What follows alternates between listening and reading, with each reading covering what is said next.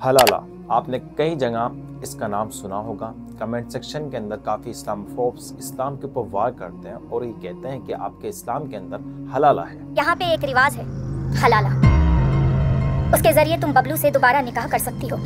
جب کوئی طلاق شدہ عورت کسی غیر مرد سے نکاح کرے، اس سے جسمانی تعلقات بنائے اور پھر طلاق لے، اس کے بعد وہ اپنے پہلے شوہر سے نکاح کر سکتی ہے۔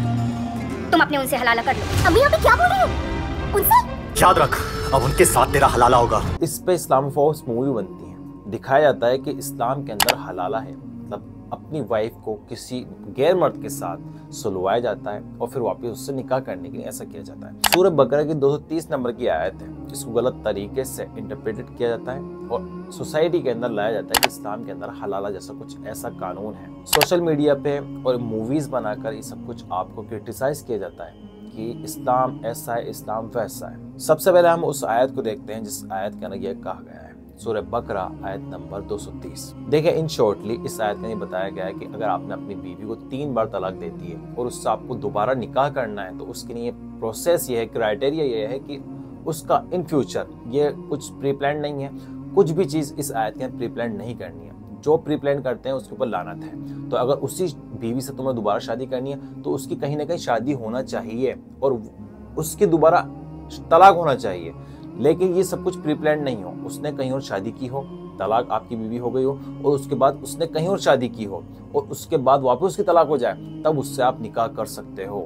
یہ کرائٹیریا اس آیت کے اندر بتایا گیا ہے اور اس آیت کے اندر کہیں مینشن نہیں ہے کہ آپ کو یہ سب کچھ پری پلان کرنا ہے۔ جو لوگ پری پلان کرتے ہیں اس کے اوپر اللہ کے رسول صلی اللہ علیہ وسلم کی صاف صاف حدیث ہے کہ اس کے اوپر لعنت ہے، اور جس کے اوپر اللہ کے رسول صلی اللہ علیہ وسلم کی لعنت ہے تو وہ جہنم کا مستحق ہے، وہ اسلام کا دشمن ہے۔ تو جو کچھ بھی میننگ تھا پری پلان نہیں تھا، ایکسیلنٹلی میننگ تھا جو میں نے آپ کے سامنے پیش کیا ہے۔ سب کچھ جو کچھ ہو رہا ہے اس آیت کے اندر وہ ایکسیلنٹلی میننگ کے تحت ہو رہا ہے۔ بتایا جا رہا ہے کہ جو کچھ آگے ہوتا ہے وہ ایکسیلنٹلی میننگ ہے۔ اگر کوئی ایسا کرتا ہے، خود پری پلان کرتا ہے کہ مجھے اپنی بیوی سے دوبارہ شادی کرنی ہے، تو وہ اس کے اوپر اللہ کے رسول صلی اللہ علیہ وسلم کی صاف صاف لعنت ہے۔ اور اس میں ایک مسئلہ یہ بھی ہے، اہل سنت والجماعت جس کے جو ہمارے چاروں امام ہیں ان کا متفقانہ فیصلہ ہے اور رائے ہے صحیح حدیث اور قرآن کے اکارڈنگ کہ ایک محفل کے اندر 3 طلاق ایک ساتھ دے دی جائیں تو وہ طلاق ہو جاتی ہے، میاں بیوی الگ ہو جاتے ہیں۔ اہل حدیث کے نزدیک، امام ابن تیمیہ کے نزدیک، اگر ایک ہی محفل میں 3 بار بھی طلاق دی جائے گی تو وہ طلاق ایک ہی ہوگی۔